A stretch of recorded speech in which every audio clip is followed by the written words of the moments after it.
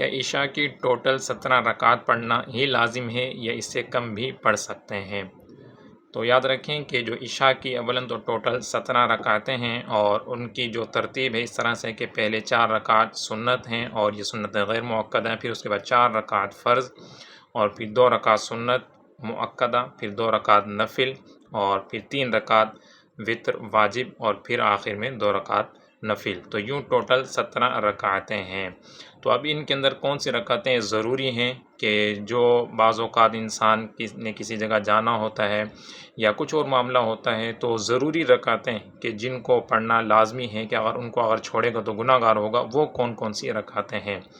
تو اس حوالے سے یاد رہے کہ 9 رکعتیں تو لازمی ہیں کہ وہ بغیر کسی وجہ کے انسان نہیں چھوڑ سکتا، جیسے 4 رکعت فرض ہو گئے،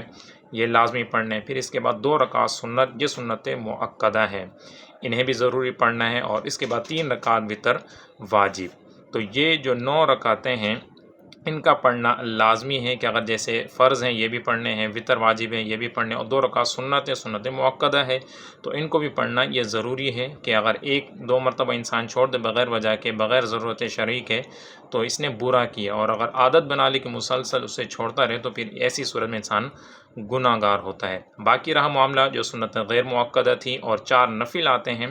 تو ان کے حوالے سے حکم یہ ہے کہ پڑھیں گے تو ثواب ملے گا، اچھی بات ہے، اور اگر نہیں پڑھیں گے تو ان پر گناہ اور ملامت تو نہیں ہے، البتہ ان کے ادائیگی پر جو انسان کو ثواب ملنا تھا وہ نہ پڑھنے کی صورت میں اس ثواب سے انسان محروم رہے گا۔ لہذا اگر کوئی وجہ نہ ہو، یعنی جلد بازی بھی نہ ہو، کہیں جانا بھی نہ ہو،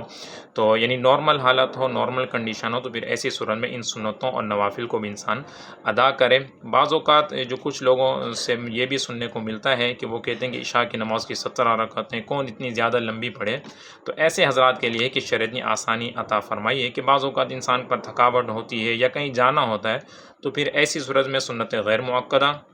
اور نوافل کو چھوڑ سکتا ہے، البتہ عادت نہ بنائے کہ اس کے پڑھنے پر بہت بڑا ثواب ہے، تو لہذا مکمل رکعتیں ادا کر کے ہی جو ثواب کو حاصل کرنا چاہیے۔ دوسرا سوال ہے کہ جو انسان کے غیر ضروری بال ہوتے ہیں، جیسے بغل کے بال ہو گئے، اسی طرح زیر ناف بال ہوں، تو کیا ان کو ہر ہفتے یا ہفتے میں 1 مرتبہ کاٹنا ضروری ہے کہ اگر نہ کاٹا تو نماز نہیں ہوگی یا کھانا وغیرہ کھانا حرام ہوگا؟ اس طرح کا بعض لوگوں کا نظریہ ہوتا ہے۔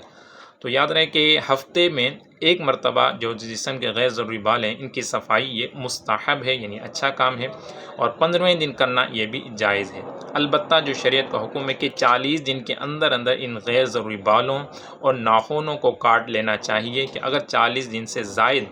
یہ جو غیر ضروری بال ہیں ان کو نہ کاٹا، اور اسی طرح ناخن، یعنی 40 دن سے زائد اگر یہ ایام گزر گئے،